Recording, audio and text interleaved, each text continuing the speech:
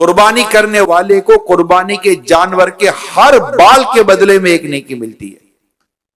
یہ ترمذی شریف کی حدیث ہے. المعجم الکبیر کی حدیث ہے، جس نے خوش دلی کے ساتھ طالب ثواب ہو کر قربانی کی تو وہ جہنم کی آگ سے روک یعنی حجاب ہو جائے گی. یہ قربانی اتنی زبردست برکت والی ہے. السنن الکبریٰ للبیہقی میں ہے، اے فاطمہ اپنی قربانی کے پاس موجود رہو، کیونکہ اس کے خون کا پہلا قطرہ گرے گا تمہارے سارے گناہ معاف کر دیے جائیں گے. ایک اور حدیث پاک ابن ماجہ کی حدیث ہے، جس شخص میں قربانی کرنے کی وسعت ہو پھر بھی وہ قربانی نہ کرے تو وہ ہماری عیدگاہ کے قریب نہ آئے.